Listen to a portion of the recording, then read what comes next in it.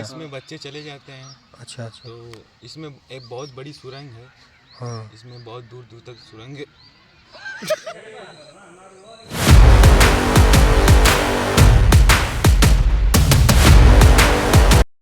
जय हिंद दोस्तों, कैसे हैं आप लोग। स्वागत है आप सभी प्यारे दोस्तों का एक नए सफर पे।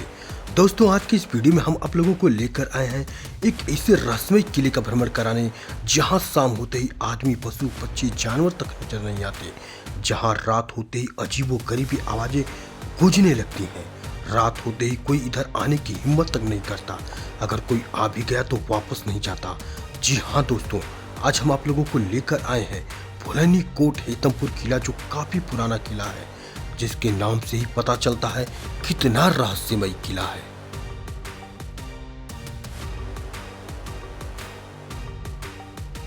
इस वीडियो में हम बात करेंगे कि यह किला भुलैनी कोट के नाम से क्यों प्रसिद्ध है, क्यों लोग यहाँ पर रात में नहीं रुकते हैं, क्या कारण है कि लोग यहाँ आने से रात में डरते हैं। हम इन रहस्यों के बारे में चर्चा करेंगे, वीडियो को अंत तक जरूर देखिएगा। दोस्तों उत्तर प्रदेश के वाराणसी जिले से 55 किलोमीटर दूर पूरब की तरफ महाराज परगना के थानापुर ब्लॉक में स्थित है हेतमपुर गांव में स्थित भुलैनी कोट किला चंदौली जिला मुख्यालय से लगभग 30 किलोमीटर की दूरी पर स्थित है, जहां पर आप अपने निजी साधन से आ सकते हैं या फिर सवारी गाड़ी से नजदीकी मार्केट नौरंगाबाद या कमालपुर तक आकर वहां से किले के लिए ऑटो बुक कर सकते हैं। यह किला ग्रामीण इलाकों में स्थित है, जिसके चारों तरफ गांव बसे हैं, जहां पर आपको रुकने की कोई भी सुविधा नहीं है। आप आएं और घूमकर एक दिन में ही अपना ट्रिप कंप्लीट कर वापस जा सकते हैं।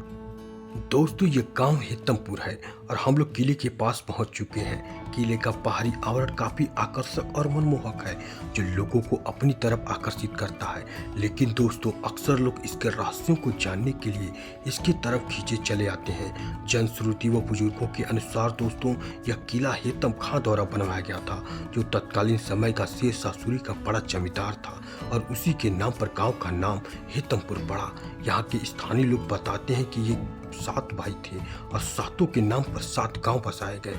हेतमपुर, नौरंगाबाद, इकबालपुर, शहीद गांव, पहाड़पुर, कमालपुर और धानापुर। दोस्तों ये इस किले के चारों तरफ गांव बसे हुए हैं। किले के निर्माण के समय दोस्तों इस बात का बेहद ध्यान दिया गया था कि किला अभेद व पूर्ण रूप से सुरक्षित रहे। इसीलिए किले के चारों तरफ गहरा खंद कर इसकी मिट्टी से गढ़िया बनाकर आयताकार में इस विशाल किले का निर्माण कराया गया। दोस्तों यह किले के उत्तर पूर्वी कोने पर बना 4 मंजिला विशाल इमारत है। इस इमारत के पूर्व दिशा में खुला 30 फुट ऊंचा किले का मुख्य दरवाजा होता था, जो हेतम खां के किले की सुरक्षा को सुनिश्चित करता था।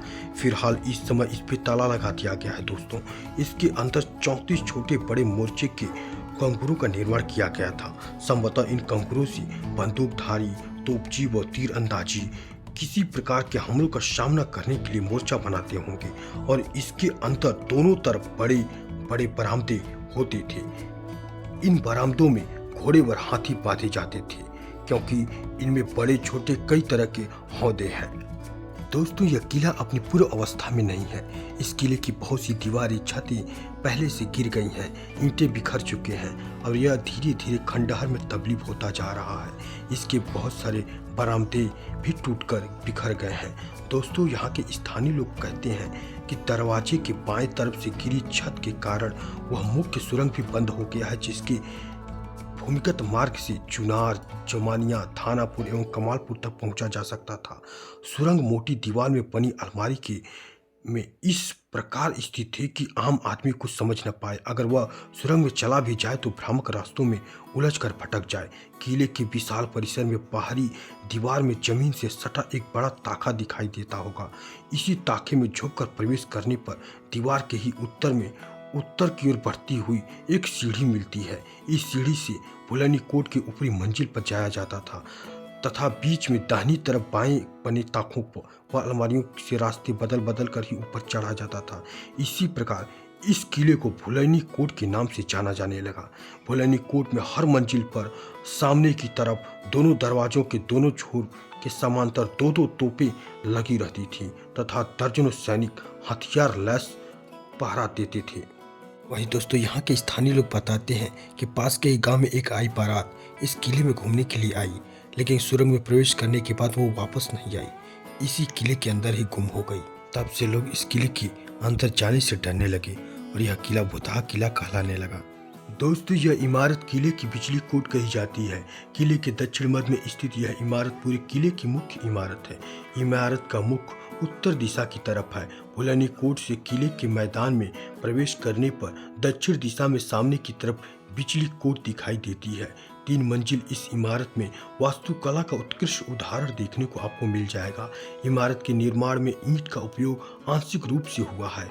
चुनार कैमूर की पहाड़ियों से बलुआ धूसरी पत्थर से बना यह इमारत काफी खूबसूरत था। अब यह बिल्कुल ढह चुका है। इसके बहुत से मुख्य पार्ट अब गिर चुके हैं। दोस्तों, इस इमारत के बहुत से मुख्य दरवाजों को बंद कर दिया गया है क्योंकि अक्सर लोग उसके अंदर जाने के बाद वापस नहीं आ पाते थे। कमरे के द्वार बरामदे में खुलते थे। बरामदे में प्रवेश करने पर दाएं कमरे के पीछे की तरफ पश्चिम से जमीन के अंदर भीतरी कोट में जाने हेतु सीढ़ी बनी है, लेकिन वर्तमान में उक्त सीढ़ी बंद कर दिया गया है। दूसरी मंजिल पर भी पहले की तरह ही खंभे, बरामदे व कमरे हैं, लेकिन अब एक पूर्वी व 2 पश्चिमी कक्ष ही बचे हैं। तीसरी मंजिल पर मात्र एक छोटा कमरा बचा है।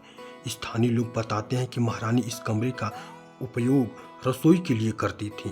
दोस्तों, यह भीतरी कोट है। यह कोट बिजली कोट के ठीक नीचे जमीन के अंदर है। इसमें जाने के लिए सभी रास्ते बंद हो चुके हैं। फिर भी इसके अंदर टहल चुके कुछ स्थानीय नागरिकों ने बताया कि बिजली कोट की भांति भीतरी कोट में भी भवन है।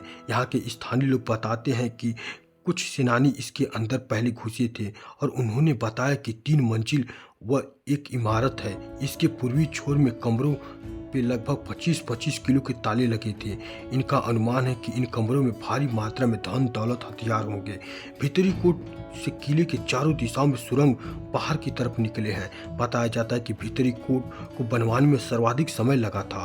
कोट की पहली मंजिल में प्रवेश के लिए बिजली कोट के चारों तरफ जमीन के पास कुल 12 रोशनदान खुले थे, परंतु वर्तमान में ये बंद हो चुके हैं। दोस्तों, यह उत्तरी कोट है। यह 2 मंजिला कोट किले के उत्तर की तरफ स्थित है। काफी क्षतिग्रस्त होने के कारण इस कोट के बारे में कुछ कह पाना बहुत ही मुश्किल है।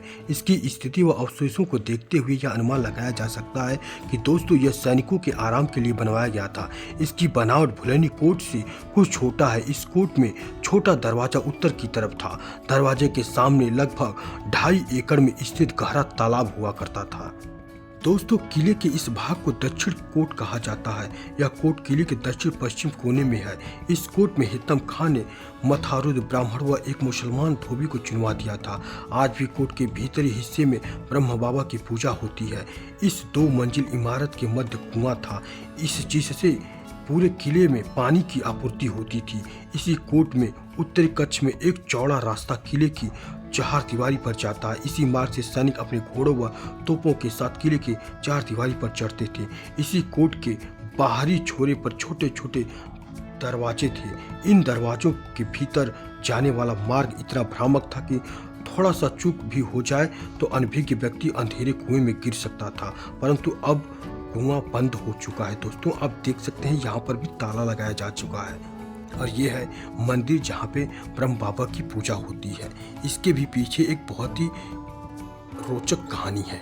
दोस्तों, कहानी इस प्रकार है। यहाँ के स्थानीय लोग बताते हैं कि हितम खां जब इस किले का निर्माण करा रहा था तो किले की दीवारें बार बार गिर जा रही थी, जिसके कारण हितम खां काफी विचलित और दुखी हुआ करता था। तभी उस मार्ग से एक ब्राह्मण गुजर रहा था।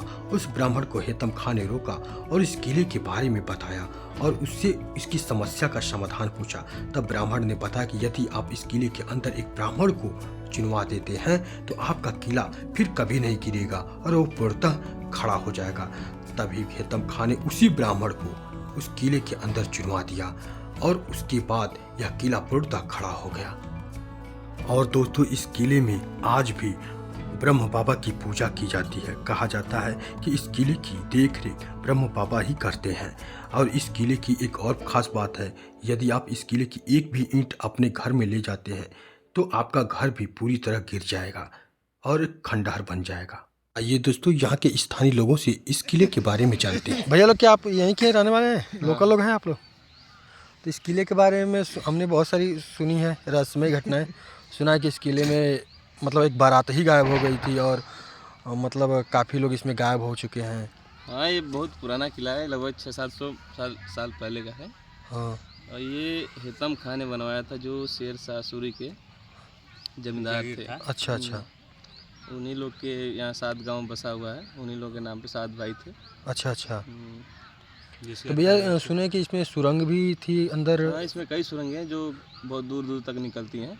अच्छा अच्छा अभी तक पता नहीं हो पाया कि कहाँ जाती हैं, कहाँ नहीं जाती हैं। अच्छा अच्छा। भैया जी ये सब ताला क्यों लगाया गया है? जो जो गेटें हैं उसमें? क्या अब अंदर जाने के लिए मनाही कर दिया गया है हाँ, क्या? इसमें बच्चे चले जाते हैं। अच्छा अच्छा। तो इसमें एक बहुत बड़ी सुरंग है। हाँ इसमें बहुत दूर दूर तक सुरंग है। भैया जी इस किले की कोई रहस्यमय घटना बताइए ये जो किला आप लोग जानते हो। जब बन रहा था हम्म। तो बार बार गिर जाता था। अच्छा अच्छा। तो राजा इसका सॉल्यूशन निकाले, हम्म। पूजा यज्ञ हुआ सब, तो इसमें कई लोग को चुनवा दे दीवार में से जिंदा।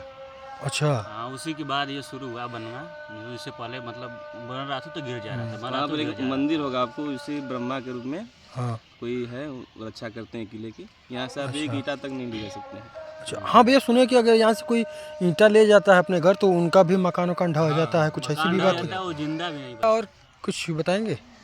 अब यार देखो, ये जो किला है ना, इस चारों तरफ से पहले से घिरा हुआ था, और जो इसके ऊपर ये सब है ना, उस पर राजा घोड़ा दौड़ाया करते थे, और अच्छा, रानी अच्छा। जी उसमें से देखती थी। और उसके और भैया जो ये किला है ना, जिसमें रात में बहुत ज़्यादा सुनसान पड़ जाता है, और रात में यहाँ पे कोई आने का हिम्मत नहीं करता है। रात में यहाँ पे आवाज़ें भी आती हैं? बहुत दम तरह तरह की चीखें यहाँ पे आती हैं रात में।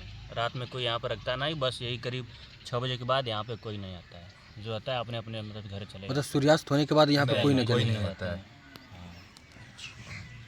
लेकिन अब समय धीरे धीरे बदल रहा है। ये पटना सुरक्षा विभाग के अंदर आ गया है, धीरे धीरे इसका विकास हो रहा है, जीर्णोद्धार किया जा रहा है। जी। तमाम तरह के नए नए पेड़ पौधे लगाए जा रहे हैं। अच्छा, पर्यटक स्थल की तरह। पर्यटक स्थल के रूप में अब विकसित हो रहा है। अब वो देख रहे हैं ना भैया, वो जो देख रहे हैं ना, वो बड़ा वाला गेट, जी जी। उसमें राजा की पहले हाथी बनाया करते थे, और उसी में से राजा लड़ाई के लिए निकलते थे उधर से ही। और ये अच्छा भैया जी, हमने देखा कि मतलब किले के चारों तरफ मतलब उधर कुआं था, उधर भी कुआं था। कुएं में कई चारों तरफ सुरंगें हैं। और कुएं में भी एक रहस्य है। इसमें का कुआं ये है ना कि इसमें जो ईटा है, हाँ। ईटा कुछ भी मला, हाँ, कुछ भी लोहा ईटा, कुछ टीना पत्थर, कुछ भी इसमें डालेंगे तो डूबेगा नहीं। सबसे बड़ा रहस्य तो ये है, आज भी ये मौजूद है, वहाँ पे कोने में है। हाँ, हम गए थे तो, लेकिन उसमें ताला लगा था, इसलिए हम अंदर नहीं गए। मतलब ताकि उसमें लोग अब न जा सके। जी जी। इतना लोग खो गया ना कि आज तक पता ही नहीं चला कौन कहाँ गया कहाँ गया। जी जी। हाँ, धन्यवाद भैया, आप लोगों से मिलकर अच्छा लगा। अब धीरे धीरे भैया देखिए रात हो रही है, तो धीरे धीरे लोग जा रहे हैं अपने घर। यहाँ पर रात हम लोग भी यहाँ से चलेंगे भैया, वरना पता नहीं रात में यहाँ क्या हो सकता है, रात में किसी यहाँ को आज तक पर पता रात नहीं में यहाँ चला। पर कोई नहीं रहता है। इस गांव के लोग रात में यहाँ पर नहीं आते हैं। अब धीरे धीरे देख रहे हैं, यहाँ सब जा रहे हैं। और जी जी। हम लोग भी चलते हैं अब घर। मात्र 20-25 मिनट के अंदर ना यहाँ पे चीखें सुनाई देगी आपको। देख लीजिए, यही सब है, बाकी जो है थे बहुत पुराना तो भैया यहाँ से अब हमें भी चलना चाहिए। यस हाँ, भैया, हाँ, आपको भी आपको भी चलना निकलना चाहिए, हम लोग भी जा रहे हैं, चलो। दोस्तों, यहाँ के स्थानीय लोग बताते हैं कि किले की भीतरी कोट में धन व हथियार होने की संभावना से सन 1942 में कुछ लोगों ने किले की खुदाई का प्रयास किया था। कई दिन रात खुदाई कर भी उन्हें कुछ हासिल नहीं हुआ और ग्रामीणों ने उन्हें भगा दिया। इसी प्रकार 1975 में पुरातत्व विभाग के दर्जनों कर्मचारी और अधिकारी किले के निरीक्षण हेतु हेतम गांव आए और गांव वासियों द्वारा फैलाए गए कुछ अफवाह के चलते इसकी खुदाई कर्ताओं बीमार पड़ गए और अचानक अधिकांश इतने बीमार हो गए कि सभी लोग वहां से फिर से चले गए। और आज के डेट में दोस्तों, इस किले का देखरेख भारतीय पुरातत्व सर्वेक्षण विभाग कर रहा है। यह किले की रोचक जानकारी कैसे लगी, कमेंट्स में हमें जरूर बताएं। फिर मिलते हैं एक नए ब्लॉग के साथ, तब तक के लिए जय हिंद दोस्तों।